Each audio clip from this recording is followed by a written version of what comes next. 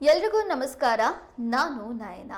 ಬಂಗಾಳ ಕೊಲ್ಲಿಯಲ್ಲಿ ತೀವ್ರ ವಾಯುಭಾರ ಕುಸಿತ ಉಂಟಾಗಿ ಅದು ಚಂಡಮಾರುತವಾಗಿ ಮಾರ್ಪಾಡು ಹೊಂದಿದೆ. ಇದನ್ನ ರೆಮಲ್ ಚಂಡಮಾರುತ ಅಂತ ಹೆಸರಿಸಲಾಗಿದ್ದು ಸಾಕಷ್ಟು ಹಾನಿಗೆ ಕಾರಣವಾಗಿದೆ. ಮುಂಗಾರು ದೇಶಕ್ಕೆ ಎಂಟ್ರಿ ಕೊಡುವ ಮುನ್ನ ಅಪ್ಪಳಿಸಿದ ರೆಮಲ್ ಹಲವಾರು ರಾಜ್ಯಗಳಲ್ಲಿ ತೀವ್ರ ಪರಿಣಾಮವನ್ನು ಉಂಟು ಮಾಡಿದೆ. ಕಳೆದ ವರ್ಷದಂತೆ ಮುಂಗಾರು ಆರಂಭಕ್ಕೂ ಮುನ್ನವೇ ಅಪ್ಪಳಿಸಿದ ಈ ಚಂಡಮಾರುತ ಸದ್ಯ ವೇಗವನ್ನ ಕಳೆದುಕೊಂಡಿದ್ರೂ ಕೂಡ ಹಲವಾರು ಅನಾಹುತಗಳಿಗೆ ಕಾರಣವಾಗಿದೆ. ಸಾಮಾನ್ಯವಾಗಿ ಮುಂಗಾರು ಪೂರ್ವಕ್ಕೆ ಆಗಮಿಸುವ ಚಂಡಮಾರುತಗಳು ಮುಂಗಾರು ಮಳೆಯ ಮೇಲೆ ತೀವ್ರ ಪರಿಣಾಮ ಬೀರುವ ಸಾಧ್ಯತೆ ಇರುತ್ತೆ. ಹಾಗಾದ್ರೆ ರೆಮಲ್ ಚಂಡಮಾರುತದ ಅಬ್ಬರ ಹೇಗಿದೆ, ಏನೆಲ್ಲ ಹಾನಿಗಳಾಗಿವೆ, ಮುಂಗಾರು ಮಳೆಯ ಮೇಲೆ ಇದು ಪರಿಣಾಮವನ್ನ ಬೀರುತ್ತಾ, ಈ ಕುರಿತ ಸಂಪೂರ್ಣ ಮಾಹಿತಿಯನ್ನ ನಾವು ನಿಮ್ಗೆ ಕೊಡ್ತೀವಿ. 2024ರ ಮೊದಲ ಚಂಡಮಾರುತ ರೆಮಲ್ ಬಂಗಾಳ ಕೊಲ್ಲಿಗೆ ಬಂದು ಅಪ್ಪಳಿಸಿದೆ. ಪಶ್ಚಿಮ ಬಂಗಾಳ ಮತ್ತು ಬಾಂಗ್ಲಾದೇಶದ ಕರಾವಳಿಗೆ ಭಾನುವಾರ ರಾತ್ರಿ ಅಪ್ಪಳಿಸಿದ ಚಂಡಮಾರುತ ಸೋಮವಾರ ತೀವ್ರತೆಯನ್ನು ಕಳೆದುಕೊಂಡಿತ್ತು. ಮಳೆ ನಿಂತರೂ ಮಳೆ ಹನಿ ನಿಂತಿಲ್ಲ ಅನ್ನೋ ಹಾಗೆ ಚಂಡಮಾರುತದ ತೀವ್ರತೆ ಕಡಿಮೆಯಾಗಿದ್ರೂ ಅದರಿಂದ ಆಗಿರುವಂತಹ ಅಪಾರ ಪ್ರಮಾಣದ ಹಾನಿ, ಸಾವು ನೋವುಗಳು ಇನ್ನೂ ಮಾಸಿಲ್ಲ. ಒಂದು ವಾರದ ಹಿಂದೆ ಹವಾಮಾನ ಇಲಾಖೆ ಮುನ್ನೆಚ್ಚರಿಕೆ ನೀಡ್ತಾ ಇದ್ರೂ ಅಪಾರ ಪ್ರಮಾಣದಲ್ಲಿ ಹಾನಿ ಸಂಭವಿಸಿದೆ. ಚಂಡಮಾರುತ ಬಹಳ ಬೇಗ ಕಳೆದುಕೊಂಡಿದ್ರು ಕೆಲವೇ ಗಂಟೆಗಳಲ್ಲಿ ಸಾವಿರಾರು ಮನೆಗಳಿಗೆ ಹಾನಿ ಮಾಡಿದೆ. ಹಾಗಾದ್ರೆ ರೆಮಲ್ ಚಂಡಮಾರುತದ ಅಬ್ಬರ ಹೇಗಿತ್ತು ಅನ್ನೋದನ್ನ ನೋಡ್ತಾ ಹೋಗೋಣ. ಬಂಗಾಳ ಕೊಲ್ಲಿಯಲ್ಲಿ ಸೃಷ್ಟಿಯಾಗಿದ್ದ ಈ ರೆಮಲ್ ಚಂಡಮಾರುತ ಪ್ರತಿ ಗಂಟೆಗೆ 135 ಕಿಲೋಮೀಟರ್ ವೇಗದಲ್ಲಿ ಬಂದು ಭೂಮಿಗೆ ಅಪ್ಪಳಿಸಿದೆ. ಪ್ರತಿ ಚಂಡಮಾರುತಕ್ಕೆ ಒಂದೊಂದು ದೇಶಗಳು ಹೆಸರು ಇಡುವಂತಹ ಪರಿಪಾಠವಿದೆ. ಈ ವರ್ಷದ ಮೊದಲ ಚಂಡಮಾರುತಕ್ಕೆ ಓಮನ್ ದೇಶ ರೆಮಲ್ ಎಂದು ಹೆಸರಿಟ್ಟಿದೆ. ರೆಮಲ್ ಅಂದ್ರೆ ಮರಳು ಅನ್ನುವ ಅರ್ಥ ಕೊಡುತ್ತೆ. ಕಳೆದ 2 ವಾರಗಳ ಹಿಂದೆ ಬಂಗಾಳ ಕೊಲ್ಲಿ ಅಂಡಮಾನ್ ಪ್ರದೇಶದಲ್ಲಿ ಸಣ್ಣ ಪ್ರಮಾಣದಲ್ಲಿ ಸುಳಿಗಾಳಿ ಉಂಟಾಗಿ ನಂತರ ಚಂಡಮಾರುತ ಪರಿಚಲನೆಯಾಗಿ ಬಳಿಕ ವಾಯುಭಾರ ಕುಸಿತವಾಗಿ ನಂತರ ಕಳೆದ ಶುಕ್ರವಾರ ಸ್ಪಷ್ಟ ಚಂಡಮಾರುತವಾಗಿ ರೆಮಲ್ ಆರ್ಭಟ ಶುರು ಮಾಡಿತು. ಇನ್ನು ಈ ಚಂಡಮಾರುತದಿಂದ ಸುಮಾರು 30,000 ಮನೆಗಳಿಗೆ ಹಾನಿ ಉಂಟಾಗಿದೆ. ಜನಜೀವನ ಸಂಚಾರ ಅಸ್ತವ್ಯಸ್ತವಾಗಿದೆ. ಬದುಕು ಮತ್ತೆ ಸಹಜ ಸ್ಥಿತಿಗೆ ಬರೋದಕ್ಕೆ ವಾರಗಳೇ ಬೇಕಾಗಬಹುದು ಅಂತ ಹೇಳಲಾಗ್ತಾ ಇದೆ. ಪಶ್ಚಿಮ ಬಂಗಾಳದ ಹಲವು ಕಡೆ 30 ಸೆಂಟಿಮೀಟರ್ ಮಳೆಯಾಗಿದೆ. ಇಲ್ಲಿ ಸುಮಾರು 2,500 ಮನೆಗಳು ಪೂರ್ಣವಾಗಿ ಹಾನಿಯಾಗಿವೆ. 2,75,000ಕ್ಕೂ ಹೆಚ್ಚು ಮನೆಗಳು ಭಾಗಶಃ ಹಾನಿಯಾಗಿವೆ. ಇನ್ನು 2,500ಕ್ಕೂ ಹೆಚ್ಚು ಮರಗಳು ಧರೆಗೆ ಉರುಳಿವೆ. ವಿದ್ಯುತ್ ಕಂಬ ಕುಸಿದು ಬಿದ್ದು ಜನರ ಬದುಕು ಇಲ್ಲಿ ಅಕ್ಷರಶಃ ನರಕದಂತಾಗಿದೆ. ಇನ್ನು ಬಾಂಗ್ಲಾದೇಶದಲ್ಲಿಯೂ ಕೂಡ ಸಾವು ನೋವು ಸಂಭವಿಸಿದೆ. ಅಗತ್ಯ ಎಚ್ಚರಿಕೆ ವಹಿಸಿದ ಅಧಿಕಾರಿಗಳು ವಿದ್ಯುತ್ ಸಂಪರ್ಕವನ್ನ ಕಡಿತಗೊಳಿಸಿದ್ರು. 30 ಲಕ್ಷಕ್ಕೂ ಹೆಚ್ಚು ಮಂದಿ ಚಂಡಮಾರುತದ ಪ್ರಭಾವಕ್ಕೆ ಒಳಗಾಗಿದ್ರು. ಸುಮಾರು 15 ಲಕ್ಷ ಜನರು ವಿದ್ಯುತ್ ಇಲ್ಲದೆ ಕತ್ತಲೆಯಲ್ಲಿ ಜೀವನ ಕಳೆದಿರುವುದು ವರದಿಯಾಗಿದೆ. ಇನ್ನು ಭಾರಿ ಮಳೆಯಿಂದಾಗಿ ಪಶ್ಚಿಮ ಬಂಗಾಳದಲ್ಲಿ 6 ಜನರು ಮೃತಪಟ್ಟಿದ್ರು. ಚಂಡಮಾರುತದ ಪರಿಣಾಮ ವ್ಯಾಪಕವಾಗಿದ್ದರಿಂದ ಮರಗಳು ನೆಲಕ್ಕೆ ಉರುಳಿದ್ವು. ಕೋಲ್ಕತ್ತಾ ನಗರದ ಹೊಲವಲಯದಲ್ಲಿ ಹೃದಯ ಭಾಗವು ಜಲಾವೃತಗೊಂಡಿತು. ಭಾನುವಾರ ಸಂಜೆಯಿಂದ ಸುರಿದ ಧಾರಾಕಾರ ಮಳೆಯಿಂದಾಗಿ ಮೆಟ್ರೋ ನಿಲ್ದಾಣ, ಪಾರ್ಕ್ ಸ್ಟ್ರೀಟ್ ಮತ್ತು ಎಸ್ಲಾನೆಡ್ ಮೆಟ್ರೋ ನಿಲ್ದಾಣದಲ್ಲಿ ಜನರು ಮೊಣಕಾಲುದ್ದ ನೀರಿನಲ್ಲಿ ಓಡಾಡ್ತಾ ಇರೋದು ಕೂಡ ಕಂಡುಬಂತು. ರೆಮಲ್ ಚಂಡಮಾರುತದ ಹಿನ್ನೆಲೆಯಲ್ಲಿ 21 ಗಂಟೆಗಳ ಕಾಲ ವಿಮಾನ ಹಾರಾಟವನ್ನು ಸ್ಥಗಿತಗೊಳಿಸಲಾಗಿತ್ತು. ನಂತರ ನೇತಾಜಿ ಸುಭಾಷ್ ಚಂದ್ರ ಬೋಸ್ ಅಂತಾರಾಷ್ಟ್ರೀಯ ವಿಮಾನ ನಿಲ್ದಾಣದಲ್ಲಿ ಸೋಮವಾರ ವಿಮಾನ ಸೇವೆಗಳನ್ನು ಪ್ರಾರಂಭ ಮಾಡಲಾಯಿತು.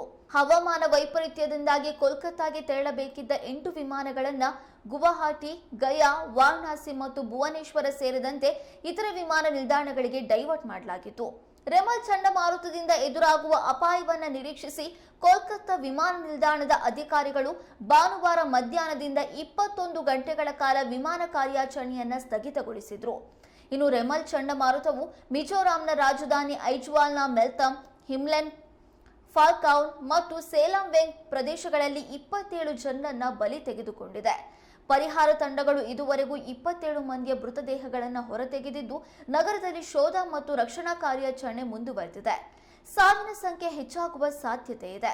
ಮುಖ್ಯಮಂತ್ರಿ ಲಾಲು ಹೋಮ ಅವರು ಮೃತರಿಗೆ ರಾಜ್ಯ ವಿಪತ್ತು ಪರಿಹಾರ ನಿಧಿಯಲ್ಲಿ 4 ಲಕ್ಷ ರೂಪಾಯಿ ಪರಿಹಾರವನ್ನು ಘೋಷಿಸಿದ್ದಾರೆ. ಚಂಡಮಾರುತದ ನಂತರ ಭಾರೀ ಮಳೆ ಮತ್ತು ಬಿರುಗಾಳಿಯಿಂದಾಗಿ ಅಸ್ಸಾಂನಲ್ಲಿ 4 ಸಾವನ್ನಪ್ಪಿದ್ದಾರೆ. 18 ಮಂದಿ ಗಾಯಗೊಂಡಿದ್ದಾರೆ ಎಂದು ಅಧಿಕಾರಿಗಳು ದೃಢಪಡಿಸಿದ್ದಾರೆ. ಅಸ್ಸಾಂನ ಸೋನಿತ್ಪುರ ಜಿಲ್ಲೆಯಲ್ಲಿ ಶಾಲಾ ಬಸ್ ಮೇಲೆ ಮರ ಬಿದ್ದು 12 ಮಕ್ಕಳು ಗಾಯಗೊಂಡಿದ್ದಾರೆ. ಅವರನ್ನ ಸ್ಥಳೀಯ ಆಸ್ಪತ್ರೆಗೆ ದಾಖಲಿಸಲಾಗಿದೆ ಎಂದು ಅಧಿಕಾರಿಗಳು ತಿಳಿಸಿದ್ದಾರೆ.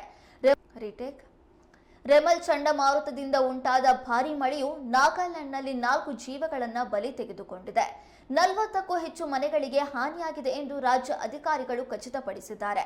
ರಾಜ್ಯದ ಅತ್ಯಂತ ಹಾನಿಗೆ ಒಳಗಾದ ಪ್ರದೇಶಗಳಲ್ಲಿ ರಕ್ಷಣಾ ಕಾರ್ಯಾಚರಣೆ ನಡೀತಾ ಇದೆ. ಮೇಘಾಲಯದಲ್ಲಿ ಭಾರೀ ಮಳೆ ಸುರಿದು 2 ಸಾವನ್ನಪ್ಪಿದ್ದು 500ಕ್ಕೂ ಹೆಚ್ಚು ಜನರು ಗಾಯಗೊಂಡಿದ್ದಾರೆ ಎಂದು ಅಧಿಕಾರಿಗಳು ತಿಳಿಸಿದ್ದಾರೆ. ಪೂರ್ವ ಜೈಂತಿಯಾ ಹಿಲ್ಸ್ನಲ್ಲಿ 1 ಸಾವು ಮತ್ತು ಪೂರ್ವ ಖಾಸಿ ಹಿಲ್ಸ್ನಲ್ಲಿ ಕಾರು ಅಪಘಾತದಲ್ಲಿ ಮತ್ತೊಂದು ಸಾವು ವರದಿಯಾಗಿದೆ. ಈ ಮೂಲಕ ಈಶಾನ್ಯ ರಾಜ್ಯಗಳಲ್ಲಿ ಒಟ್ಟು ಸಾವಿನ ಸಂಖ್ಯೆ 37ಕ್ಕೆ ಏರಿದೆ. ಇನ್ನು ತ್ರಿಪುರಾದಿಂದ ಯಾವುದೇ ಸಾವು ನೋವುಗಳು ವರದಿಯಾಗಿಲ್ಲವಾದರೂ ರೆಮಲ್ ಚಂಡಮಾರುತದಿಂದ ಉಂಟಾದ ಭಾರೀ ಮಳೆಯಿಂದಾಗಿ 246 ಕುಟುಂಬಗಳ ಒಟ್ಟು 746 ಜನರು ರಾಜ್ಯದ ವಿವಿಧ ಭಾಗಗಳಲ್ಲಿ ತೆರೆಯಲಾದ ಪರಿಹಾರ ಶಿಬಿರಗಳಲ್ಲಿ ಆಶ್ರಯವನ್ನ ಪಡೆಯುವಂತಾಗಿದೆ. ಇನ್ನು ಈ ಚಂಡಮಾರುತದ ಎಫೆಕ್ಟ್ ಕನ್ನಡಿಗರಿಗೂ ಆಗಿತ್ತು. ಮೈಸೂರು, ದಾವಣಗೆರೆ ಸೇರಿ ವಿವಿಧೆಡೆಯಿಂದ ಅಂಡಮಾನ್ ನಿಕೋಬಾರ್ಗೆ ತೆರಳಿದ್ದ ಕನ್ನಡಿಗರು ರೆಮಲ್ ಚಂಡಮಾರುತದ ಹಿನ್ನೆಲೆ ವಿಸ್ತಾರ ವಿಮಾನಯಾನ ಸೇವೆಯಲ್ಲಿ ಭಾರಿ ವ್ಯತ್ಯಯ ಉಂಟಾಗಿದ್ದರಿಂದ ಪರದಾಡುವಂತ ಪರಿಸ್ಥಿತಿ ನಿರ್ಮಾಣವಾಗಿತ್ತು. ಸೋಮವಾರ ಬೆಳಗ್ಗೆ 11 ಗಂಟೆಗೆ ವಿಮಾನ ನಿಲ್ದಾಣಕ್ಕೆ ಆಗಮಿಸಿದ್ದ 180 ಜನರು ಸಂಜೆಯಾದರೂ ವಿಮಾನಯಾನ ಸೇವೆ ಇಲ್ಲದೆ ಇರೋದನ್ನು ನೋಡಿ ಸಂಕಷ್ಟಕ್ಕೆ ಒಳಗಾಗಿರುವಂತ ಘಟನೆ ನಡೆದಿದೆ. ಇಷ್ಟೆಲ್ಲ ಅವಘಡಗಳು ರೆಮಲ್ ಚಂಡಮಾರುತದಿಂದ ಉಂಟಾಗಿದೆ. ಹಾಗಾದ್ರೆ ಈ ಚಂಡಮಾರುತದ ಎಫೆಕ್ಟ್ ಮುಂಗಾರು ಮಾರುತಗಳ ಮೇಲೆ ಆಗುತ್ತಾ? ಇದು ಎಲ್ಲರನ್ನ ಸದ್ಯಕ್ಕೆ ಕಾಡ್ತಾ ಇರುವಂತ ಪ್ರಶ್ನೆ. ಕಳೆದ ವರ್ಷ 2023ರಲ್ಲಿ ಅಪ್ಪಳಿಸಿದ ಬಿಪೋಜಾಯ್ ಚಂಡಮಾರುತ ಮುಂಗಾರಿನ ಮೇಲೆ ತೀವ್ರ ಪರಿಣಾಮವನ್ನು ಉಂಟು ಮಾಡಿತು. ಮುಂಗಾರು ಮಾರುತಗಳನ್ನೇ ಇದು ಕಿತ್ತುಕೊಂಡಿತು. ಪರಿಣಾಮ ಮಳೆಯ ಪ್ರಮಾಣ ತೀರಾ ಕಡಿಮೆಯಾಗಿತ್ತು.